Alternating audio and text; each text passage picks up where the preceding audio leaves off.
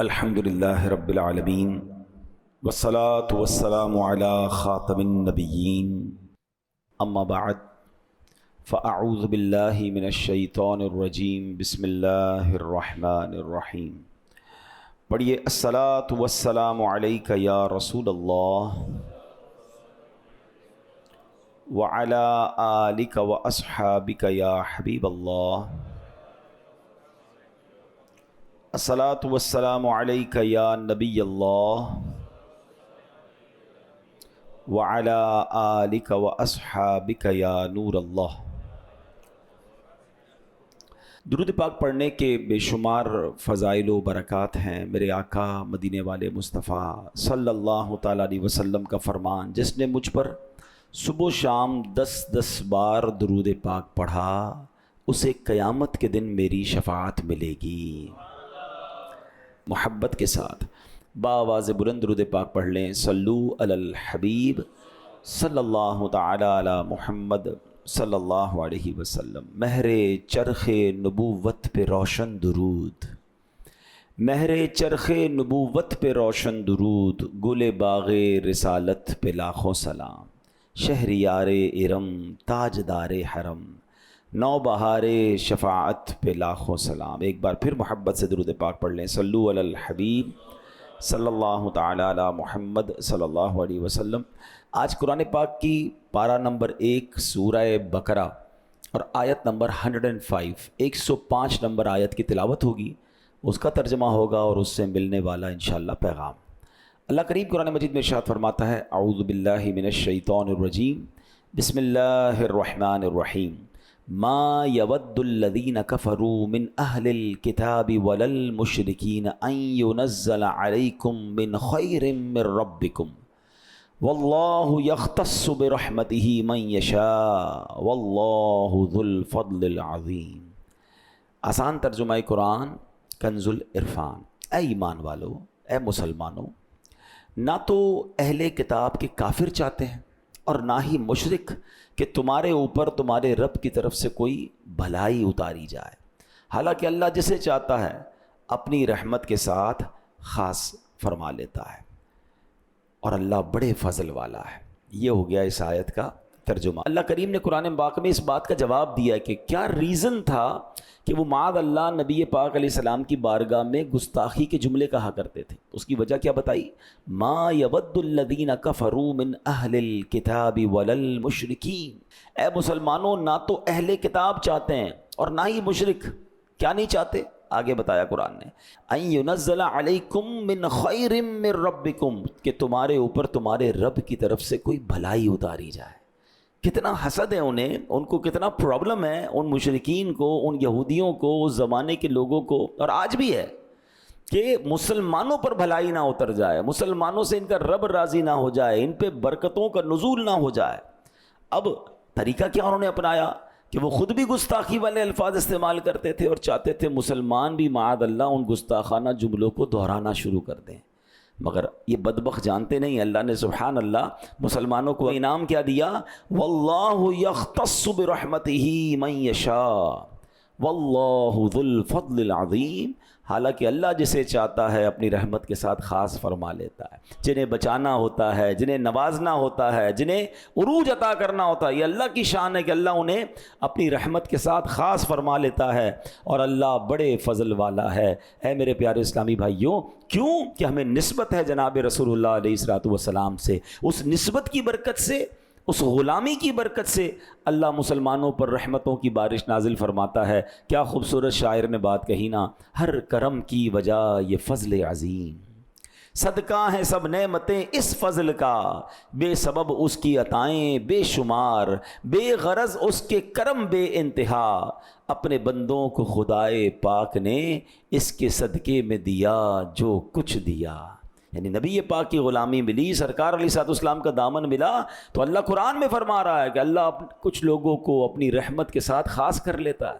اللہ بڑے فضل والا ہے۔ اب یاد رکھیے، غیر مسلم کو یہ بات بہت اچھی طرح معلوم ہے جو ہمیں معلوم نہیں ہے۔ کہتے ہیں نا، دشمن کو بعض اوقات ہمارا وہ پرابلم پتہ ہوتا ہے جو ہم ریئلائز ہی نہیں کر رہے ہوتے۔ انہیں یہ پتا ہے کہ اگر اس قوم کو برباد کرنا، یہ ابھی سے نہیں صدیوں سے پتا ہے ان کو، کہ اگر مسلمانوں کو تباہ و برباد کرنا ہے، مسلمانوں کو اپنے رب سے دور کرنا ہے، مسلمانوں کے ایمان کو کمزور کرنا ہے، تو ایک ہی طریقہ ہے کہ ان کے دل سے محبت رسول نکال دو، ان کے دل سے نبی پاک سے محبت نکال دو، کیونکہ یہ اپنے نبی سے جب تک محبت کریں گے، یہ کتنے ہی گناہ گار کیوں نہ ہو جائے، اگر کبھی ایسا موقع آئے گا تو یہ اپنی جان دینے سے بھی دریغ نہیں کریں گے، اپنے آقا پر اپنا سب کچھ قربان کر دیں گے۔ اور آج بھی کتنا ہی گناہ گار کیوں نہ ہو مسلمان، ایک وقت کا نمازی نہ ہو، بے شک برے کاموں میں پڑا ہوا ہو، لیکن نبی پاک پر بات آ جائے تو وہ آج بھی گناہ گار اپنا سب کچھ قربان کرنے کے لیے تیار ہو جاتا۔ اور یہی بات ان بدبختوں کو پتہ ہے کہ اگر ان کا ایمان کمزور کرنا ہے تو دیر از اونلی ون وے۔ اور یہ بات شاعر مشرق ڈاکٹر اقبال نے بہت پہلے کہہ دی تھی کہ وہ فاقہ کش کے موت سے ڈرتا نہیں ذرا، وہ فاقہ کش کہ موت سے ڈرتا نہیں ذرا، روح محمد اس کے بدن سے نکال دو۔ کیونکہ مسلمان غریب ہو، فقیر ہو، پریشان ہو، لیکن جب نبی پاک کی بات آ جائے تو نہ وہ غربت سے ڈرتا ہے، نہ فاقے سے ڈرتا ہے، وہ اپنے نبی کے نام پر اپنا سب کچھ قربان کر دیتا ہے۔ ہاں، ایک شاعر نے لکھا نا، بتا دو گستاخان نبی کو غیرت مسلم زندہ ہے، ان پر مر مٹنے کا جذبہ کل بھی تھا اور آج بھی۔ اب کتنے ہی گناہ گار کیوں نہ ہو، اب کتنے ہی خطا کار کیوں نہ ہو، مگر آج بھی نبی پاک پر اپنا سب کچھ قربان ہے۔ لیکن دیکھو اس کو کم مت ہونے دینا، یہ پلان ہے، یہ سازشیں ہیں کہ کسی طرح ان کو ان کے نبی سے دور کر دو، اور اس کے لیے پلاننگ ہو رہی ہے، ہمیں سمجھ نہیں آ رہی۔ میں آگے بیان کروں گا کہ باقاعدہ اب دیکھیں نا، قرآن میں رب نے فرمایا یہ چاہتے ہیں مسلمانوں پر فضل نہ ہو، اس لیے گستاخانہ جملے کہتے ہیں، اور آج بھی کبھی خاکے بناتے ہیں، ہمیں ٹیسٹ کیا جاتا ہے، کبھی معاذ اللہ نبی پاک کی شان میں گستاخی کی جاتی ہے، اور آپ کچھ لوگ ہیں جو کہتے ہیں یار اب ٹھیک ہے، یہ تو ان کا عمل ہے تو ہمارا کیا مسئلہ، ان کے دل پہ کچھ فرق ہی نہیں پڑتا۔ تو پھر اپنے ایمان کو چیک کروائیے، کیوں کہ محمد کی محبت دین حق کی شرط اول ہے۔ ہاں، محمد کی محبت دین حق کی شرط اول ہے، اسی میں ہو اگر خامی تو سب کچھ نامکمل ہے۔ ہر جمعے کو ہم خطبہ سنتے ہیں، اور آپ کو سب نے، میں جو جملہ کہنے جا رہا ہوں آپ کو سب کو یاد آ جائے گا، اور وہ جملہ کیا میں کہتا ہوں یہ جہاں بھی آپ جمعہ پڑھتے ہوں گے، الا لا ایمان لمن لا محبت لا۔ یاد آ رہا ہے کچھ؟ 3 بار عموماً امام صاحب کہتے ہیں، الا لا ایمان لمن لا محبت لا، الا لا ایمان لمن لا محبت لا۔ کیا معنی ہے اس کے؟ What is the meaning? معنی یہ ہے، سن لو اس کا ایمان نہیں جس کے دل میں نبی سے محبت نہیں۔ یہ ایکچولی ایمان کی جان ہے محبت رسول۔ ہاں، ساری نمازیں، روزے، عبادت سب ایک طرف، اگر محبت رسول نہیں تو پھر کچھ نہیں، اور وہ اسی کو ٹارگٹ کیے ہوئے بیٹھے ہیں۔ آج بھی پلان ہیں، آج بھی پلانٹڈ لوگ آتے ہیں جو کسی طریقے سے کوئی ایسا پلان کرتے ہیں کہ یار یہ مسلمانوں کے دل سے ان کے نبی کی محبت نکل جائے۔ اے میرے پیارے اسلامی بھائیوں، اب ذرا پہلے ان کی بات کر لیتے ہیں۔ اس زمانے کے جو لوگ تھے، دیکھیں ان لوگوں کو نبیوں کا فیضان نہیں ملا ہے۔ اب کیا ہوا کہ یہودی خود گستاخ تھے، حالانکہ تورات ملی انہیں، ان کے، لیکن یہ اس کے فیضان سے محروم رہے۔ حضرت موسیٰ علیہ السلام جیسے عظیم الشان نبی بھیجے گئے، مگر فیضان نبوت سے محروم رہے۔ حضرت موسیٰ سے لے کر حضرت عیسیٰ تک ہزاروں پیغمبر آئے، مگر انہوں نے گستاخیاں کی، نبیوں کا فیضان حاصل نہ کیا۔ آخر کار کیا ہوا؟ اللہ قرآن میں فرماتا ہے وَضُرِبَتْ عَلَيْهِمُ الذِّلَّةُ وَالْمَسْكَنَةُ وَبَاءُوا بِغَضَبٍ مِّنَ اللَّهِ، اور ان پر ذلت اور غربت مسلط کر دی گئی، اور وہ خدا کے عذاب کے مستحق ہو گئے۔ مطلب کیا ہوا؟ گستاخیوں کے سبب، نبیوں کی بارگاہ میں بے ادبیوں کے سبب، سرکشیوں کے سبب، اللہ اکبر، اللہ نے ان پر غضب نازل کیا اور وہ رحمت و برکت سے محروم ہو گئے۔ اب یہ کیا کرتے ہیں کہ انہوں نے دیکھا کہ ہم تو کھائی میں گر گئے ہیں، ہم سے تو اللہ ناراض ہے، ہم نے تو نبیوں کی گستاخی کی، اب مسلمان بھی اپنے نبی کی گستاخی کریں، اب مسلمان بھی بے ادبی کریں۔ اب کیا ہوتا ہے کہ اب سنیے گا، کبھی خاکے بناتے ہیں، اور کبھی مسلمانوں کے درمیان اپنے کارندے شامل کرتے ہیں۔ وہ کبھی کبھی مذہبی حلیہ اپنا کر آج کل سوشل میڈیا پر، ٹی وی پر آ کر بیٹھتے ہیں، اور پھر بے باکیاں کر رہے ہیں، گستاخیاں کرتے ہیں، اور لوگ کہتے ہیں تو اظہار رائے ہے جناب، آزادی اظہار رائے ہے، معاذ اللہ۔ وہ چاہتے کیا ہیں کہ کسی طرح ہماری زبان پر بے ادبی ہے۔ دیکھیں یہودیوں نے اس زمانے میں صحابہ کو نہیں کہا تھا آپ گستاخی کریں، وہ گستاخانہ جملے کہنا شروع کر دیا انہوں نے، تاکہ ان کی زبان سے بھی وہ ادا ہو جائیں۔ آج بھی یہی ہو رہا ہے، ہمیں کوئی کہتا نہیں آپ یہ کہو، مگر وہ ٹی وی پہ آ کے صحابہ کے خلاف بات کرے گا، ہیں کوئی نبیوں کے بارے میں بات کر دیں گے، کوئی معاذ اللہ پیارے آقا کی اہل بیت کے بارے میں بے ادبی والی بات، تاکہ مسلمان بھی بے ادبی کے جملے سیکھ جائیں، مسلمان بھی گستاخیاں کرنے معاذ اللہ لگ جائیں، تاکہ ان کا ایمان کمزور ہو جائے، تاکہ ان سے محبت رسول چھین لی جائے۔ یہ وہ پلان ہے کہ کسی طرح ان کے دل سے محبت رسول کو نکالا جائے۔ مجھے ایک بات بتائیں، ایک بڑی دیوار ہو، آپ اس کو دھکا دیں، وہ نہیں گر رہی، اب کیا کریں گے؟ یار اس کے نیچے سے مٹی نکالو، اس کی مٹی نکال دو گے نا یہ کمزور ہو جائے گی۔ تو ہمارے ایمان کی دیوار ہے، اور اب اس کے نیچے سے ڈائریکٹ کوئی نہیں کہتا معاذ اللہ نبی پاک کے بارے میں، وہ صحابہ کے بارے میں بات کریں گے، وہ اولیاء کے بارے میں بات کریں گے، وہ اہل بیت کے بارے میں بات کریں گے۔ آپ کو کہیں گے دیندار لوگوں سے علماء کے پاس جانے کی کیا ضرورت ہے؟ تاکہ پہلے آہستہ آہستہ مٹی نکلتی جائے، ہیں پہلے علماء سے دور کرو، پھر اولیاء سے دور کرو، پھر صحابہ سے کرو، پھر اہل بیت سے کرو، اور آخری وقت اتنی دیوار کمزور ہو جائے کہ پھر دین سے ہی دور کر دو۔ یہ سمجھیے بات۔ مجھے بتائیں، ماشاءاللہ آپ جو آتے ہیں کچھ سیکھ کے جاتے ہیں نا، اگر آپ یہ آنا ہی چھوڑ دیں عالم دین کے پاس یا مبلغین کے پاس، جمعے کا خطبہ سننا ہی چھوڑ دیں، تو جو جمعے کے دن یہ جہاں جہاں آپ سیکھتے ہیں، یہ کس سے ملا؟ مجھے اور آپ کو آج تک جو دین ملا ہے، میں نے اور آپ نے آج تک جو سنتیں سیکھی ہیں، جو علم دین سیکھا ہے، وہ کس سے سیکھا؟ وہ علماء سے سیکھا، ان کی کتابوں سے سیکھا۔ ہم تو صحابہ سے ڈائریکٹ نہیں ملے نا، ہم تو نبی پاک سے ڈائریکٹ نہیں ملے۔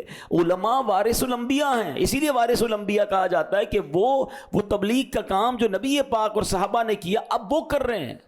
لیکن پلان دیکھیں، کہتے ہیں علماء کی ضرورت ہی نہیں ہے، اولیاء نے تو کیا ہی کچھ نہیں ہے، صحابہ تو معاذ اللہ کوئی ضرورت نہیں ہے۔ یعنی کس طریقے سے دین سے دور کرنا ہے۔ اگر یہ بھولے بھالے مسلمان یہ نہیں سمجھیں گے تو یہ اس زمانے سے سازش ہو رہی ہے۔ قرآن سنایا میں نے آپ کو کہ یہودی صحابہ کے سامنے وہ گستاخانہ جملے کہتے تھے، اور وہ تو قرآن میں رب نے فرما دیا نا کہ ایسا جملہ نہ کسی نے کہنا ہے نہ اس پر دوبارہ رپیٹ کرنا ہے۔ لیکن یہ میسج ہے ہم سب کے لیے۔ اسی طرح میرے پیارے اسلامی بھائیوں، اب حضرت ابو ہریرہ رضی اللہ تعالیٰ کا واقعہ سنیے۔ سب سے زیادہ حدیثیں انہوں نے روایت کی ہیں۔ اب ان کی ایک ایسی عشق والی عادت تھی، اور ان کو پتا تھا کہ ایمان مضبوط کیسے کرنا ہے۔ ہوتا کیا تھا کہ جب وہ نبی پاک علیہ الصلوۃ والسلام کے صحابی تھے، جب کسی دیہاتی کو دیکھتے تھے نا جو دور سے آیا ہے، تو اس کو کہتے آپ نے پیارے آقا علیہ السلام کی زیارت کی ہے؟ تو کہتا میں نے زیارت نہیں کی۔ بولے بیٹھو میں آپ کو نبی پاک کا حلیہ بتاتا ہوں، پیارے آقا کی باتیں بتاتا ہوں، نبی پاک کے اوصاف بتاتا ہوں۔ اب سوال ہے کہ یار ایک دیہاتی ہے، دور سے آئے، پہلے نماز سکھائیں، پہلے قرآن سکھائیں، پہلے سنتیں سکھائیں؟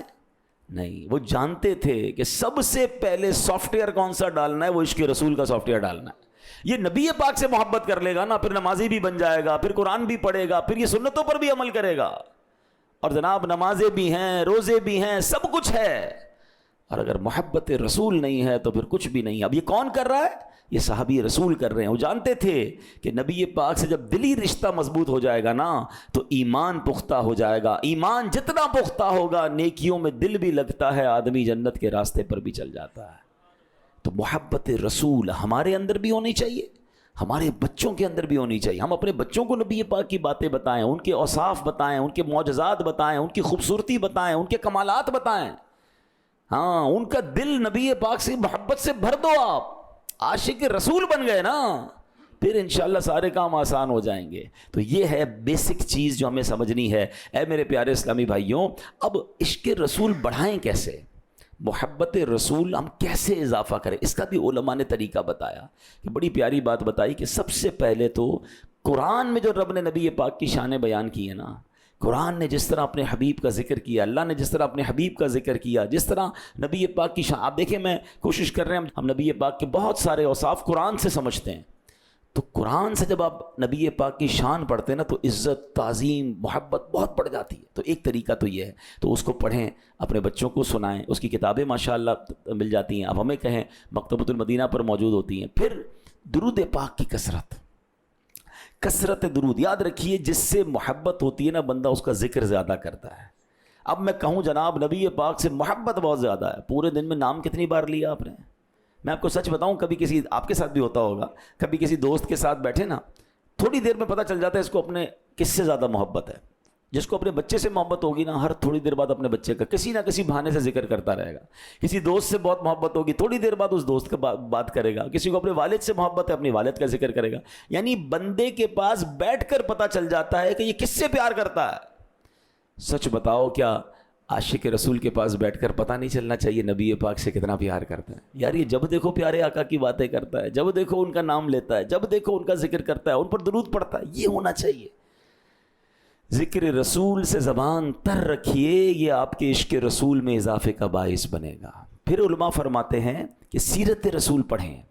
بہت بڑا مسئلہ یہ کہ ہم نے نہ جانے کس کس کی جو ہے نا بایوگرافی اور کس کس کی ہسٹری کو پڑھا ہے، نہیں پڑھا تو نبی پاک کی سیرت کو نہیں پڑھا۔ یار جس نبی کا کلمہ پڑھا ہمیں پتہ ہی نہیں ہے کہ ان کی مکی زندگی کیسی تھی، ان کی مدنی زندگی کیسی تھی۔ واللہ آپ توجہ کے ساتھ ایک بار پیارے آقا کی پوری لائف کو پڑھ لیں، سیرت رسول کو پڑھ لیں، آپ دیوانے ہو جائیں گے، آپ کے مزے کو مزہ آ جائے گا۔ میں آپ کو ایک بہت ساری کتابیں، ہزاروں، بلکہ سچی بات یہ صدیاں ہو گئی نبی پاک کی سیرت لکھی جا رہی ہے، مگر بات پوری نہیں ہو رہی ہے۔ ہاں یہ بھی کمال ہے، پیارے آقا کے اوصاف کا ایک کمال یہ ہے کہ ان کی تعریف میں، ان کی شان میں 1400 سال سے لکھا جا رہا ہے، مگر بات پوری نہیں ہو رہی۔ کیوں نہیں ہو رہی؟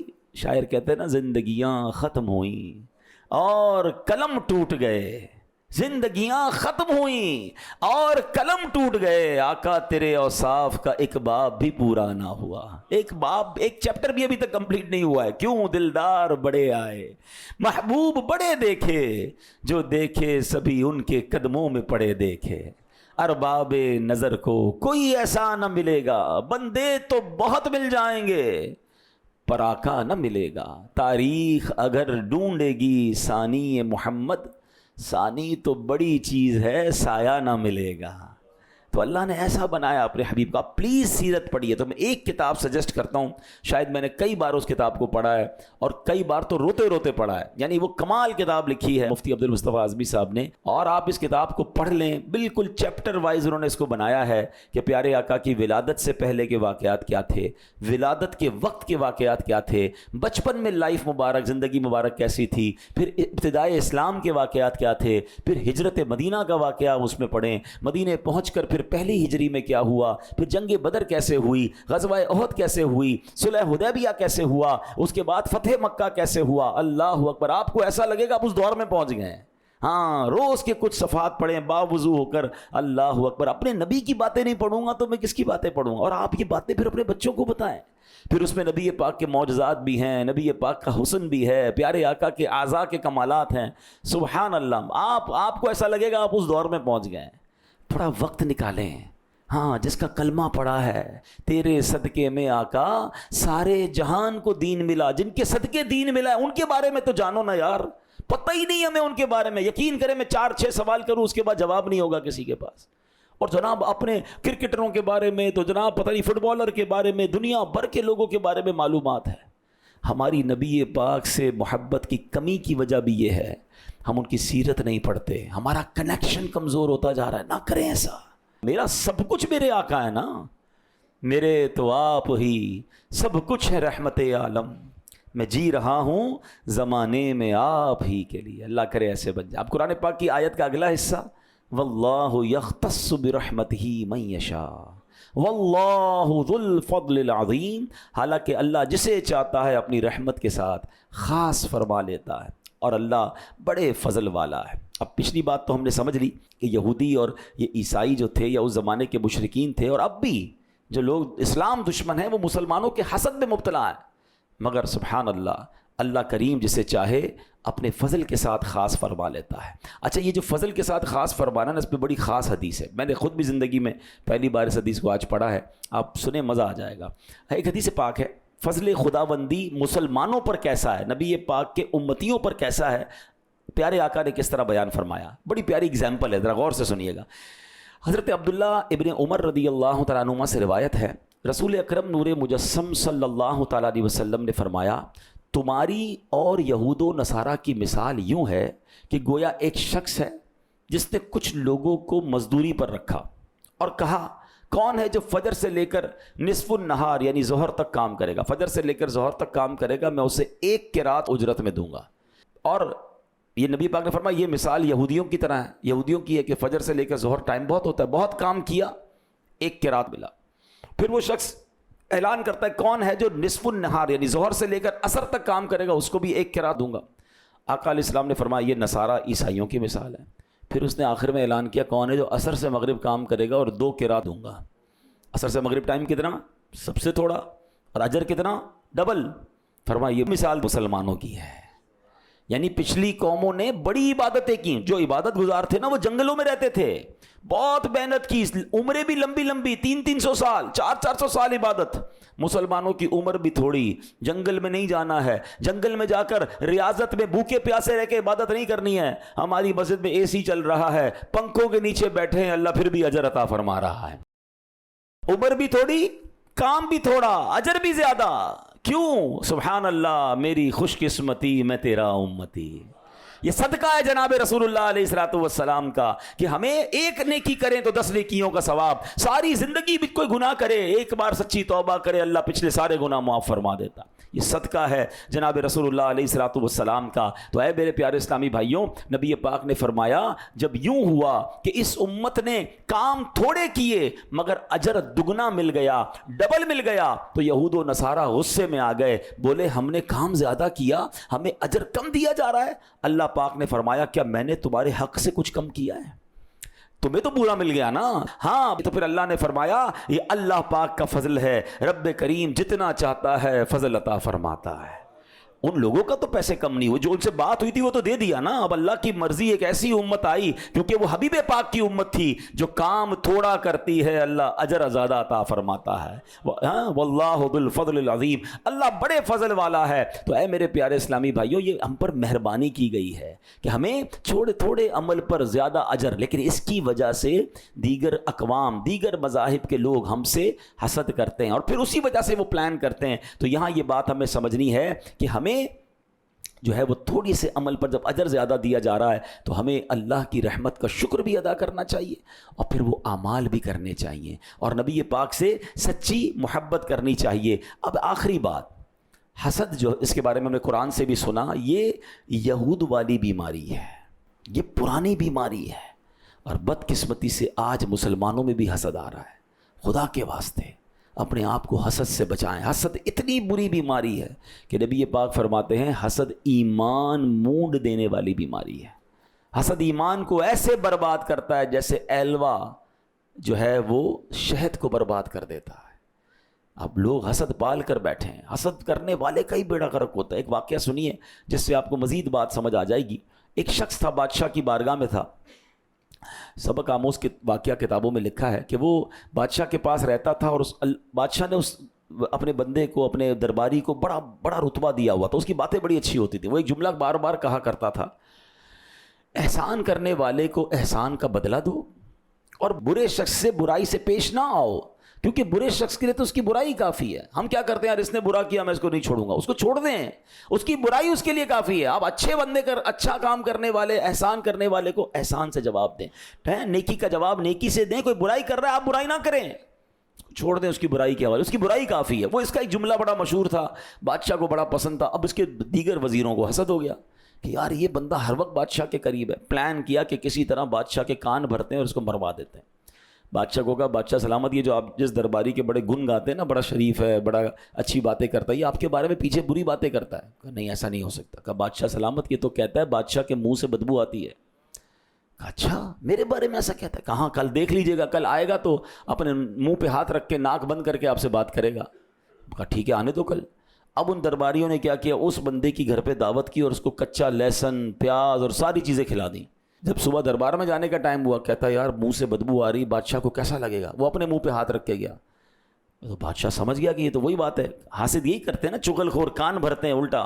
بادشاہ نے کہا یہ بندہ میری بے عزتی کر رہا ہے, میرے بارے میں یہ سوچ رہا ہے کہ میرے منہ سے اسمیل آتی ہے. ایک خط لکھا بادشاہ نے ایک سپاہی کے نام کہ جو یہ خط لے کر آ رہا ہے اس کی گردن اڑا دو اور اس کی خال کے اندر بھوسا بھر کر اس کی لاش مجھے بھیجنا. بڑا غصہ بادشاہ کو, خط پکڑا دیا اس کو, جاؤ جا کے اس وزیر کو دینا, اس سپاہی کو دینا, پڑھنا نہیں.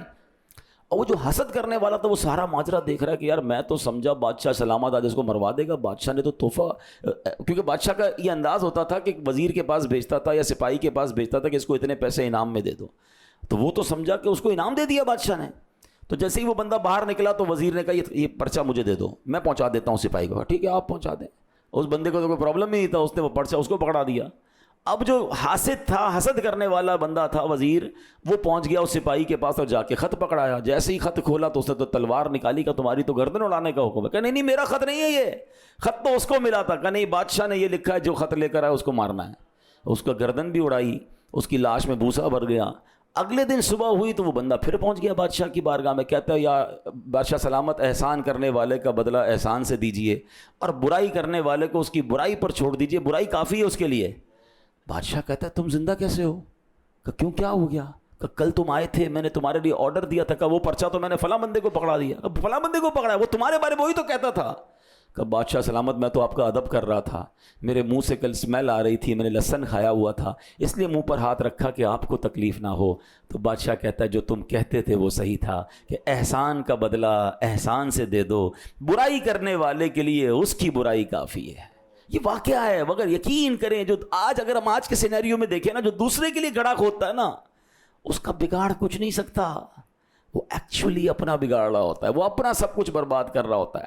حدیث پاک میں آتا ہے حسد نیکیوں کو اس طرح کھا جاتا ہے جیسے آگ لکڑی کو کھا جاتی ہے. حدیث کے الفاظ سنیں، ایاکم والحسد فإن الحسد یأکل الحسنات کما تأکل النار الحطب. آقا فرماتے ہیں حسد سے بچو، حسد نیکیوں کو یوں کھا جاتا ہے جیسے آگ لکڑی کو کھا جاتی ہے. دنیاوی مثال دیتا ہوں، سارا دن کام کریں، جاب کریں، محنت کریں، مزدوری کریں، اور آخر میں گھر جا کر سارے دن کی کمائی کو رکھیں اور آگ لگا دیں. کیا کہیں گے؟ عقل مند کہیں گے اس بندے کو، یار پورے دن کی کمائی کو آگ لگا دی، کمایا کیوں تھا؟ اور آج اتنا حسد عام ہو گیا، بھائی کو بھائی سے حسد، بہن کو بہن سے حسد، دوست کو دوست سے حسد. کیوں ہم حسد کرتے کیوں ہیں؟ یاد رکھیں اللہ پاک کی مرضی، وہ جسے جو چاہے عطا فرمائے، وہ خالق ہے، وہ مالک ہے. ہم اللہ کی تقسیم پر کیسے اعتراض کر سکتے ہیں؟ اس کو گاڑی کیوں مل گئی، اس کو بنگلہ کیوں مل گیا، یہ ترقی کیوں کر گیا، میں پیچھے کیوں؟ یہی تو حسد ہے نا. ایکچولی حسد یہ کہ جب اگلا ترقی کرتا ہے تو پرابلم ہو جاتی ہے. کیوں پرابلم ہو رہی ہے؟ اللہ عطا فرما رہا ہے، ہم اللہ کی تقسیم پر اعتراض کر رہے ہیں. یہ حرام، جہنم میں لے جانے والا کام. اچھا ایک اور عجیب بات، جس سے حسد ہے نا، اس کا بگاڑ کچھ نہیں سکتے ہم. ایسا تھوڑی کہ میں حسد کروں گا تو وہ نیچے ہو جائے گا. اللہ نے عزت رکھی ہے، سارے پاکستان اس سے حسد کرے نا، کچھ بھی نہیں کر سکتا اس کا. ہاں وَتُعِزُّ مَن تَشَاءُ وَتُذِلُّ مَن تَشَاءُ. ہم اپنا ہی نقصان، ایک تو نیکیاں برباد کر رہے ہیں، الٹا حسد کرنے والے کا ایک اور پرابلم کیا، اس کو نیند نہیں آتی، اس کو ٹینشن بڑی رہتی ہے، وہ بے سکون ہو جاتا ہے، کیونکہ وہ جل رہا ہے نا، وہ آگ میں جل رہا ہے، حسد ہو رہا ہے، جیلسی ہو رہی ہے. ہمیں آ کر کچھ لوگ کہتے ہیں کبھی کبھی نیند نہیں آتی، دماغ بہت سوچ رہا ہوتا ہے. تو چیک کریں کسی کا حسد تو نہیں پال لیا. اچھا حسد جو ہے نا، ہمیشہ یاد رکھے کسی جاننے والے سے ہی ہوتا ہے. ہاں مجھے کراچی میں رہتے ہوئے نائجیریا کے کسی بندے سے حسد نہیں ہوگا، جانتا ہی نہیں تو کیا حسد ہوگا؟ کسی رشتہ دار سے ہوگا، کسی دوست سے ہوگا، ہاں کسی کاروبار، ہم جیسے کاروبار کرنے والے سے ہوگا، ہم جیسی فیلڈ کے لوگوں کے ساتھ ہوگا. اور یہ سوچنا چھوڑ دیں کہ مجھے حسد نہیں ہو سکتا. حسد تو نبی کے بیٹے کو کروا دیا تھا. قابیل اور حابیل میں کیا پرابلم تھا؟ تو ہمیشہ یاد رکھیں یہ حسد پروف کوئی نہیں ہوتا، اپنے آپ کو چیک کرتے رہنا ہوتا ہے کہ یار کوئی ہے کہ جس کی ترقی میں مجھے پرابلم ہوتی ہے، کسی کی تعریف کریں تو مجھے تکلیف ہوتی ہے. اگر ہو رہی ہے تو توبہ کریں، حسد کو نکالیں اپنے اندر سے. میں حسد کر کے سامنے والے کا کچھ نہیں بگاڑ رہا، میں اپنا بگاڑ رہا ہوں، میری نیکیاں برباد، میری بے سکونی، میں جہنم کی آگ تیار کر رہا ہوں. نہیں، اپنے دل صاف کریں یار، خوش ہونا سیکھیں، لوگوں کی ترقی میں خوش ہونا سیکھیں. ہاں یہ جملہ سیکھ جاؤ کہ سب کا بھلا، سب کی خیر، سب کے بھلے میں اپنی خیر. کوئی آ کر بتائے نا یار اس نے نیا بنگلہ بنا لیا، اللہ اور برکت دے. اچھا ہوتا یہی ہے، اس لوگوں کے سامنے ہی کہہ رہے تھے ارے ماشاءاللہ اللہ اس کو برکت دے، دل میں تکلیف ہو رہی ہے، 2 نمبر کے پیسے سے بنایا ہوگا. بھائی ہاں فلاں نے نئی گاڑی لے لی ہے، ہاں ہاں ماشاءاللہ مٹھائی کب کھلاؤ گے؟ اچھا اس کے سامنے بڑے اچھے بن رہے ہیں، باہر نکل کے کہتے ہیں سود کے پیسے سے لی ہوگی. اچھا اگر اس نے غلط کیا ہے تو تم کو آڈیٹر کس نے بنایا؟ وہ جانے، اس کا رب جانے نا. اس کا بنگلہ غلط، اس کا کاروبار غلط، وہ آپ کو کس نے کہا چیک کرنے کو؟ وہ اللہ اور جانے، وہ جانے.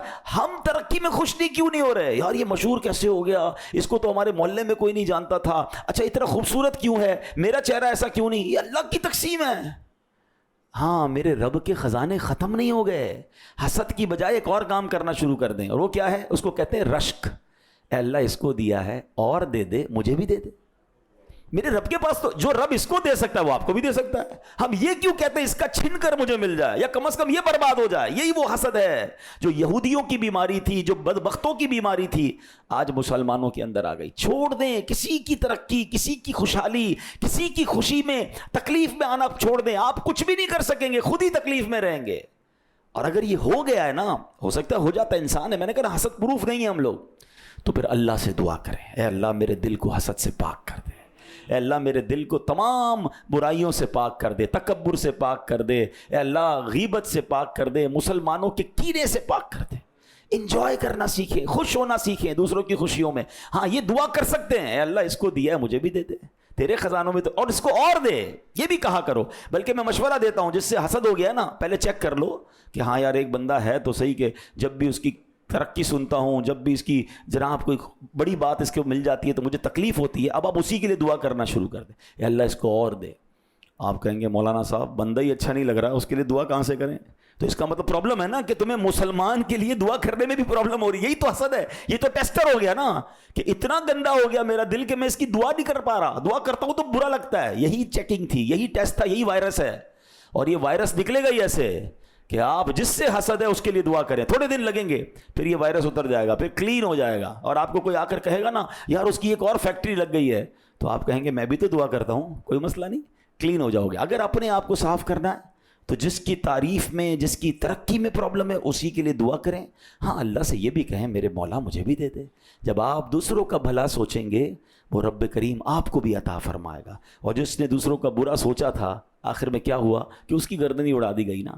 اللہ کرے کہ آج کے اس واقعے سے ہم میسج بھی لیں, سبق بھی لیں, حسد کو اپنے دل سے نکالیں. ارے دل سے گندگی نکلے گی تو سینہ مدینہ بنے گا نا. ہم تو عشق رسول کی بات شروع کر کے بیٹھے تھے. اگر سینے کو نبی پاک کے عشق کا مدینہ بنانا ہے تو دل سے یہ ساری گندگیوں کو دور کرنا ہے. اللہ کریم ہمارے دلوں کو صاف اور اجالا فرمائے. آمین بجاہ النبی الامین صلی اللہ تعالی علیہ وسلم.